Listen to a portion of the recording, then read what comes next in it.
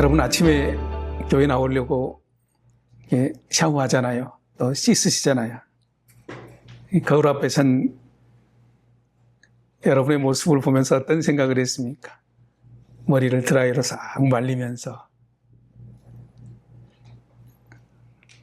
남자들은 가끔 씻고 나서 거울 앞에 선 자기의 모습을 보면서 그런 생각을 저도 하고 그런 생각을 하는 분들이 계실 것입니다.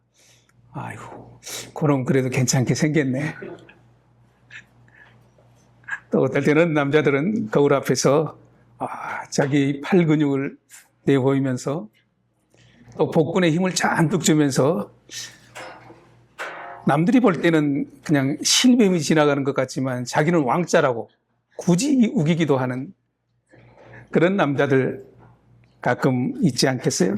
그래서 스스로 자기를 보면서 만족해하는 것. 실상은 남들이 보면은 그렇게 자랑을 몸매는 아님에도 불구하고 나름 만족해하면서 사는 것이 사람의 심리 아니겠습니까? 뭐 여성분들이라고 크게 다르겠어요? 물론 거기에 만족하지 못하고 또 성형하는 분들도 있지만은 왜 스스로를 보고 잘생겼다, 그래도 괜찮다, 이만하면 됐다 그런 생각할까요? 매일같이 보는 내 얼굴에 너무 익숙해져서 그래도 네가 잘 나왔다 이런 생각. 그래서 멋져 보이는 스스로의 착각 속에 사는 사람들이 그래도 더 행복한 사람 아니겠어요? 여러분, 그런 이 부모에게서 물려받은 유전자는 절대 변하지 않습니다. 그것을 뭐라고, 어떤 법칙이라고 얘기하죠? 원판 불변의 법칙. 유전자는 변하지 않습니다. 아무리 내가 그런 몸부림칠지라도 부모에게 물려받은 그 몸, 그 얼굴, 뭐 크게 달라지겠어요? 여러분은 거울에서 비친 자기의 모습을 보면서 만족해하고 사십니까? 아니면은 불만족스럽습니까? 여러분, 자기 자신이 스스로 자기를 보고 어떻게 생각하고 사느냐에 따라서 삶의 행복의 척도는 엄청나게 달라지는 것입니다. 여러분, 정도의 차이는 있을지라도 모두 다 자기를 사랑하지 않는 사람이 누가 있겠어요? 그걸 자기애라고 그러죠. 건강한 자기애를 가진 사람은 자기 자신을 그래도 사랑하기 때문에 자기의 약한 부분, 부족한 부분이 있다 할지라도 그것을 극복하고 인정하고 극복하고 긍정적 사고로 대처하며 살아가려고 합니다. 그런데요, 자기애와 반대 자기 편애를 가진 사람들이 있습니다. 이 사람도 자기를 사랑하는데 자기에 대해서 만족하지 못하고 자기를 사랑하는 사람. 이것이 심한 경우는 어떤 증상이 나타나냐면은 그 심리학적으로 자기애성 인격장애라는 진단을 받게 돼요. 이것도 정신건강의 일종이죠. 이 증상을 병명을 뭐라 하면 나르시시스트 이렇게 얘기를 하더라고요. 이런 사람들은 이 겉으로 보면은 아주 얌전하고 또 겸손해 보이나 굉장히 소심한 사람이죠. 그래서 실제적으로는 자기에 대한 이 과도한 인정 욕구 때문에 다른 사람의 시선에 대해서 굉장히 민감해집니다. 다른 사람이 어떠한 작은 말만 해도 민감하게 받아들이고 불완전한 대인관계 속에 살아가게 된다는 거죠.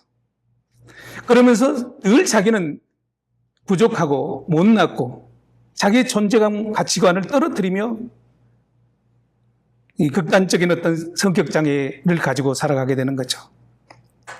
여러분, 사람들이 살아가면서 착각하는 게 하나 있어요. 그것이 뭔 줄 아세요? 많은 사람들이 나에 대해 관심을 많이 갖고 살 줄 알아요. 여러분, 전혀 관심 없어요. 신경 쓰지 마세요. 그런데 착각하는 사람들은 다른 사람이 더 나에게만 관심을 갖고 사는 줄 알아요.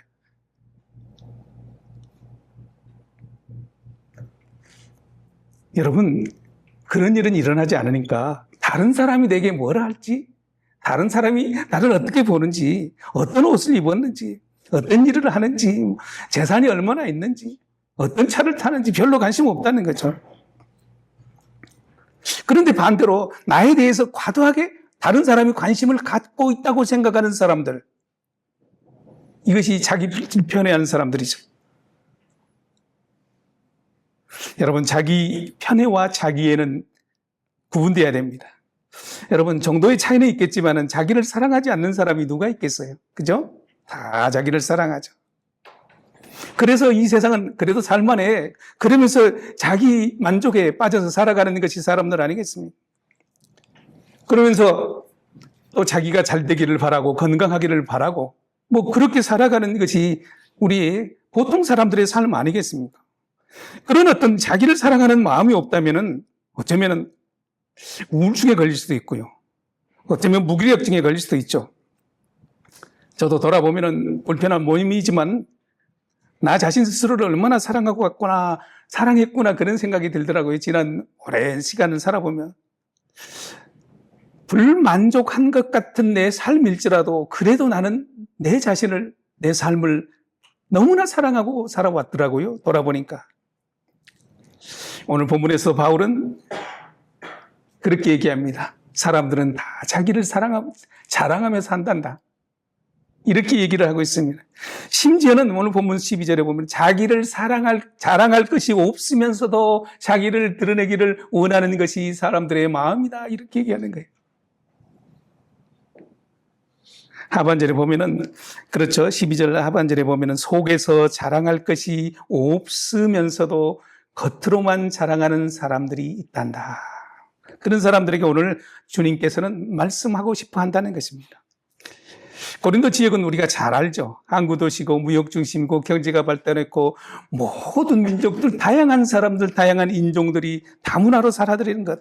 그리고 온갖 우상들도 절비하게 있는 가치관과 문화가 뒤섞인 그런 도시가 고린도 도시 아니겠습니까? 또 교회 안에는 어땠습니까? 어떤 사람은 나는 바울이 진짜 좋아, 나는 바울파야, 나는 아볼로파야, 나는 베드로파야 그래가지고 교회 안에서도 편당을 가지고 그렇게 그 세속적으로 파벌을 나누는 사람들을 보게 되는 거죠.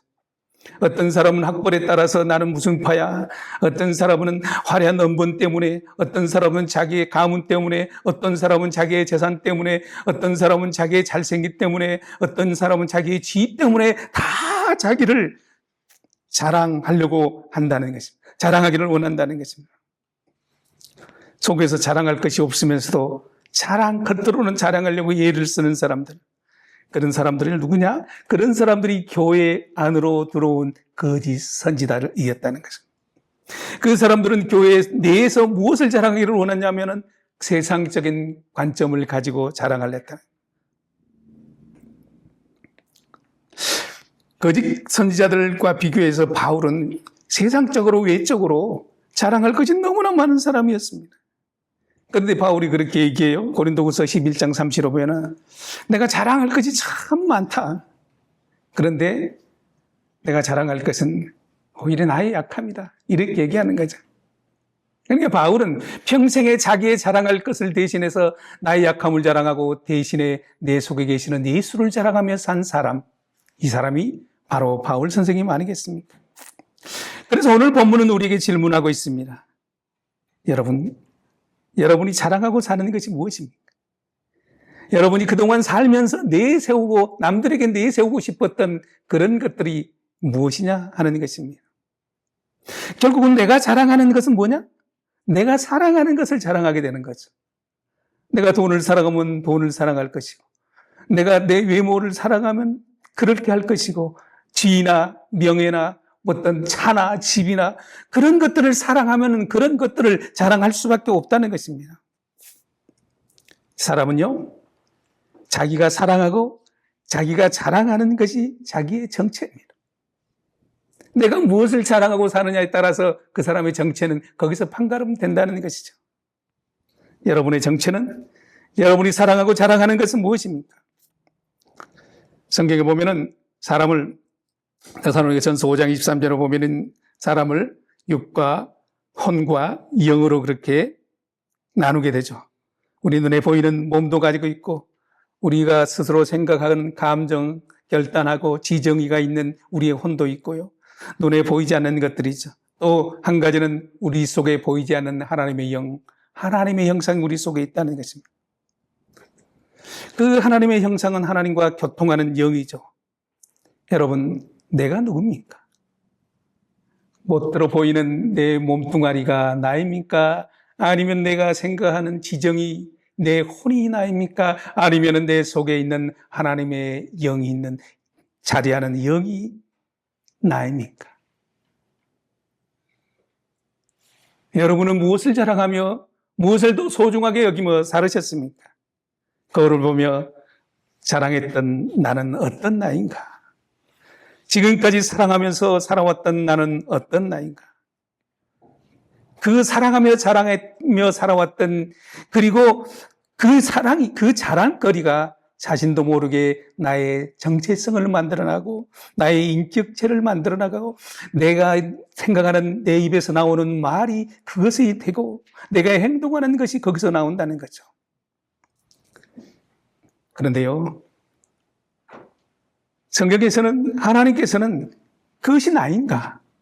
어쩌면 그것은 가짜 나인 줄 있다. 그것은 허상일 수도 있다. 눈에 보이는 나는 가짜일 수도 있고 진짜가 아닐 수도 있고 허상일 수도 있다. 그렇다면 진짜 나는 누구인가? 이런 고민을 예수 믿으면서 한 번쯤은 해야 되지 않습니까? 보이지 않는 하나님을 믿는다면서도 마태복음 16장 24절은 그렇게 말씀하고 있습니다. 누구든지 나를 따라오려거든 자기를 부인하라. 이 자기가 누굽니까? 그동안 내가 자랑했던 나 아닙니까? 육체, 혼, 소유, 물질. 그런데 예수님은 나를 따라오려면 자기를 부인해라 그렇게 얘기하는 거죠. 그런데 나는 내가 철석같이 믿고 자랑했던 그것들인데 그것들을 부인하고 나를 따르라는 것입니다. 왜냐? 그것은 네가 진짜 너가 아니야. 진짜 너는 그것이 아니야. 이렇게 말씀하는 것 아니겠습니까? 우리는 나름대로 지금까지 살아오면서 나라는 존재를 믿고 살아왔고 그것을 사랑하며 자랑하며 살아왔는데 예수님을 따라오려면 그것들을 벗어나고 부인하고 벗어버리고 따라가는 것이 믿음이고 그렇게 따라가는 것이 신앙생활이라 이렇게 말씀하시는 거죠. 거기서부터 신앙은 출발한다는 거죠. 그런 여러분, 그동안 내가 사랑했던 것 어떻게 해야 됩니까? 어떻게 버려야 됩니까? 어디서부터 새롭게 시작해야 됩니까? 고민되지 않을 수 없죠. 새롭게 시작은 해야 되는데 어떻게? 그런데 오늘 본문 14절에 이렇게 말씀하고 있습니다. 우리 다 함께 합니다. 시작. 그리스도의 사랑이 우리를 강권하시는도다. 우리가 생각하건대 한 사람이 모든 사람을 대신하여 죽었은즉 모든 사람이 죽은 것이라. 한 사람 예수가 죽음으로 말미암아 내가 사랑했던 그것들이 이미도 내 안에 죽었다는 거죠. 죽었다는데 굳이 살았다는 사람들이 있죠. 모든 사람이 죽었다. 나도 죽었다. 그래서 죽고 새 생명이 시작된 것이 그리스도 예수 안에 있는 우리 모습 아니겠습니까? 오늘 본문 마지막 절에 5장 17절에 이렇게 얘기하고 있습니다. 시작. 그런즉 누구든지 그리스도 안에 있으면 새로운 이전 것은 지나갔으니 보라 새 것이 되었도다.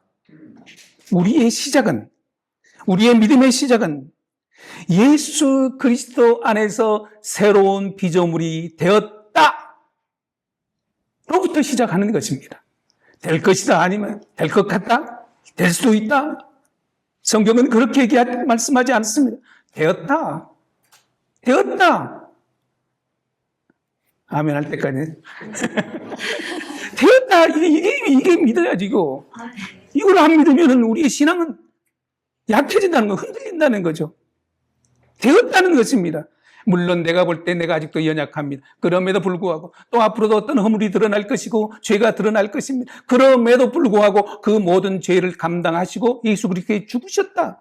그러니까 내 미래를 보고 불안해하지 말라는 거죠. 내 미래는 예수님께서 책임져 주셨고 예수님께서 새롭게 된 빚어버린 나를 이끌고 가실 것이다. 이 믿음으로 신앙생활 아니겠습니까? 그러니까 진짜 나는 어떤 것이 진짜 나냐?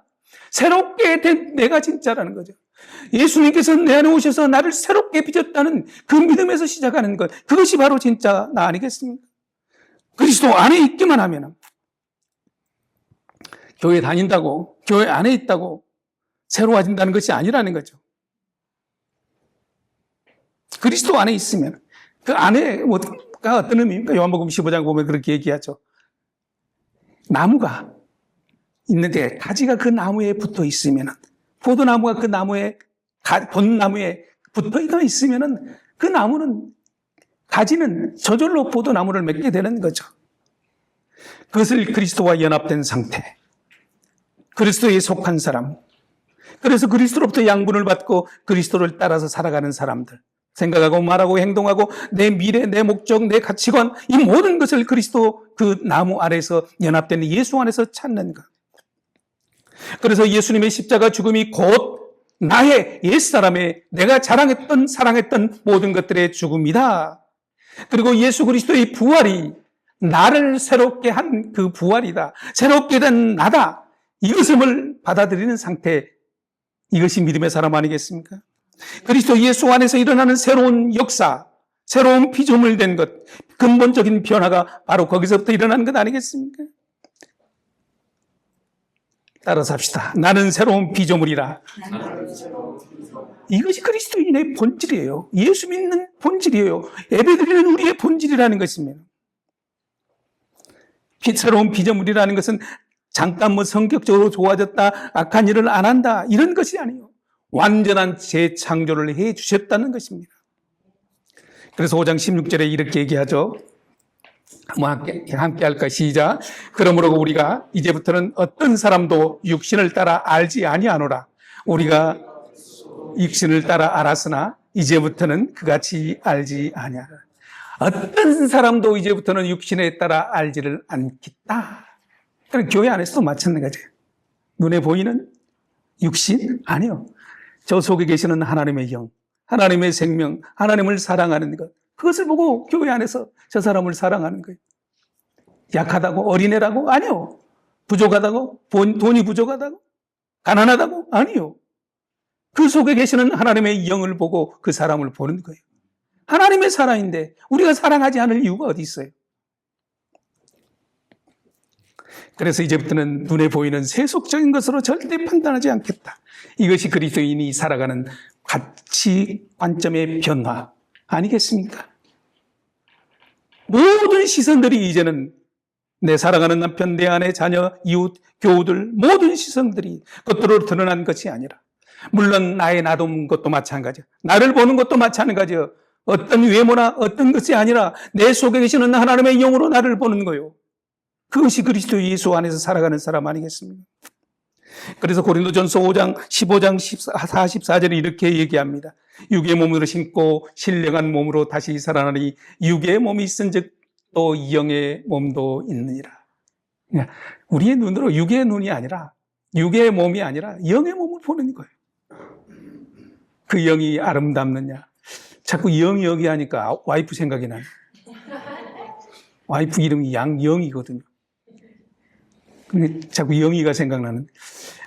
내 속에 있는 영, 하나님의 영, 이것을 자꾸 우리는 보려고 예를 써야 됩니다.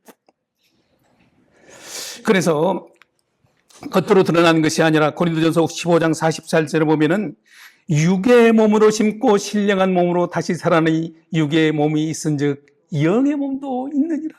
보이지 않지만 영의 몸이 있다는 거예요. 이것을 볼 수 있느냐? 우리가 우리 몸을 건강하게 만들고 또 이발도 하고 목욕도 하고 또 좋은 옷도 입고 뭐 건강도 챙기고 외모를 단정하게 하는 것, 살아가면서 굉장히 중요한 거죠. 자기를 담는 거. 영을 사랑한다고 육을 도외시하면 되겠어요? 또 우리 혼도 예쁘게 하는 거죠. 사랑스럽게 하는 거죠. 내 속에 스스로를 따뜻하게 만드는 거죠. 그러면서 이웃을 사랑하기도 하고 도우며 선한 양심으로 살아가는 것, 그리스도인들에게 매우 중요한 덕목 아니겠습니까? 그런데 말입니다, 여러분. 내가 내 몸을 사랑하듯이 여러분,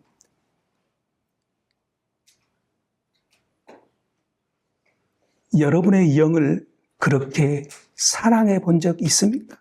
손 들어봅시다. 내 영을 그렇게 아름답게 꾸미려고, 다듬으려고, 내 육체를 다듬듯이 그렇게 살아낸 적이 있느냐는 거죠. 12절 시작하면서 이렇게 얘기했죠. 속에서는 자랑할 것이 없으면서도 겉으로 자랑하는 사람들. 결국은 이제 거짓 선지자들을 그렇게 얘기하는 것 아니겠습니까? 이제는 우리가 우리의 영을 위해, 내 영을 위하여 단장하고 내 영의 근육을 위해서 근육을 키우고, 영의 근육을 키워보고, 내 영이 다른 사람들이 보기에 더 아름답게 꾸며보고, 그러기 위해서 여러분 스스로에게 어떤 액션이 있었냐, 한번 스스로에게 질문을 해보라 이것입니다. 저도 돌아보면 젊은 날에 사람들에게 잘 보이고 싶었고, 사람들에게 인정받고 싶었고, 자존심을 내세우기도 하고, 체면 때문에 자존심 상하게 보기도 했습니다. 뭐 지금 전혀 없다는 말은 아니에요, 전혀. 지금도 있어요. 그런데 없이 하려고 예를 쓰는 거예요. 그런데 여러분, 제가 63년생인데요. 나이를 먹어보니까 젊었을 때 사랑했던 것들이 다 시들어집니다. 지금 와서 제가 돈을 갑주처럼 벌어봐야지 한다고 되겠어요? 지금 와서 육체를 내가 뭐 그냥 헬스 해가지고 어떻게 한다고, 그것은 조금 될는가 몰랐어요. 우리의 욕망은 시들어집니다. 기력도 약해지고요, 욕심도 약해지고, 욕정도 시들어지고요. 여러분, 다 지나가더라는 것입니다. 나이 먹으면 욕심내어도 이제는 안 될 것을 안다는 것입니다.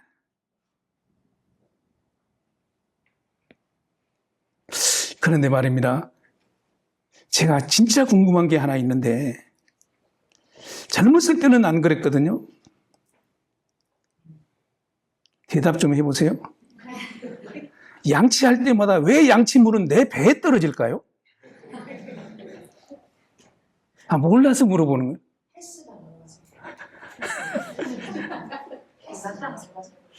세면대에 떨어져야 되는 양치물이 자꾸 내 배에 떨어지는 거예요. 어느 날 그러면서 이게 왜 그러지?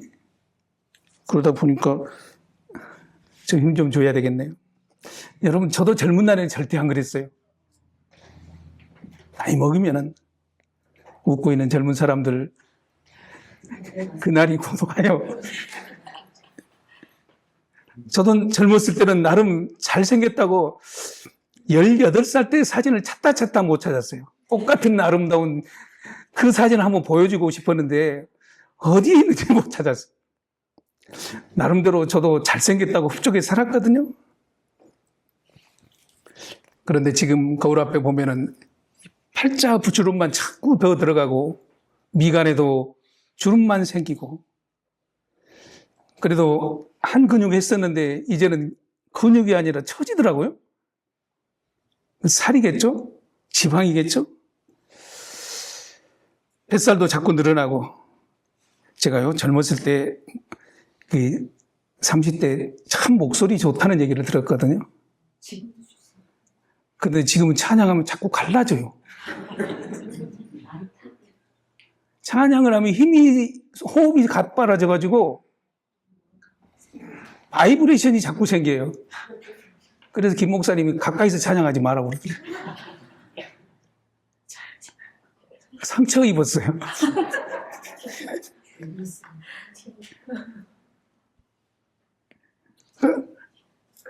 그 나이 먹는 거 어쩌란 말이에요, 나한테.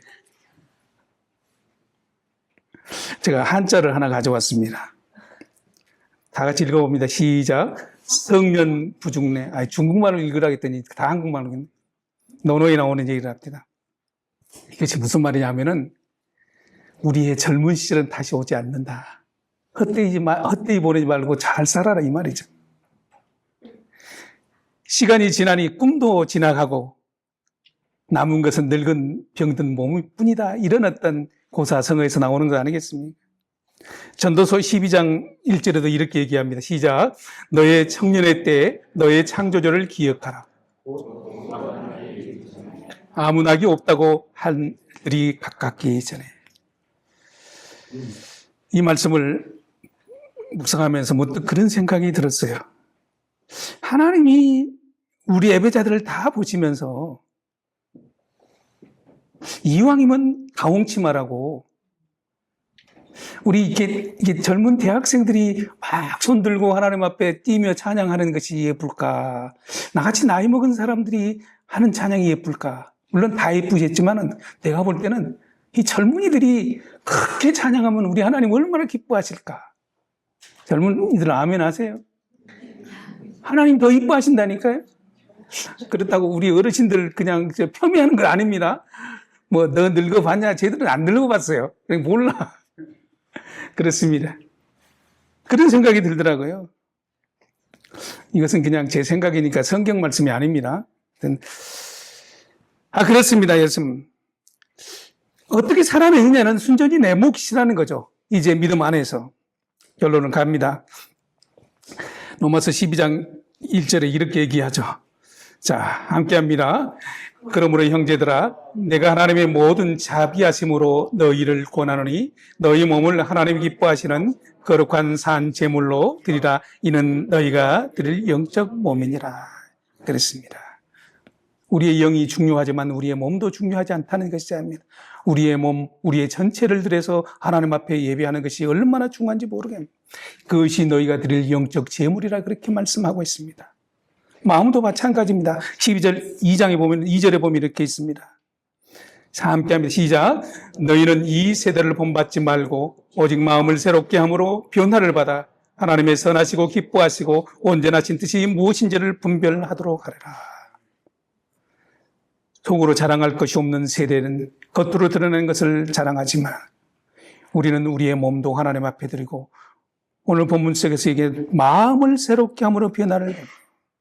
그러니까 믿음의 출발은 여러분 하나님의 영도 우리 속에 계시지만은 내 마음이 동의하지 않으면은 내 마음이 작정하지 않으면은 하나님의 영도 일할 수 없습니다. 그러니까 내 마음을 늘 새롭게 해서 하나님의 영이 내 속에서 일할 수 있도록 새롭게 시작할 수 있도록 그렇게 늘 몸부림쳐야 된다는 것입니다. 자신을 복종시키고 생각을 새롭게 하고 하나님께서 나를 어떻게 보실 것인가? 하나님을 어떻게 기뻐하실 것인가? 하나님의 예수 그리스도의 그 구원의 은총이 무엇인가? 나를 위해서 어떤 일을 하셨는가? 늘 그런 고민을 해야 된다는 거예요.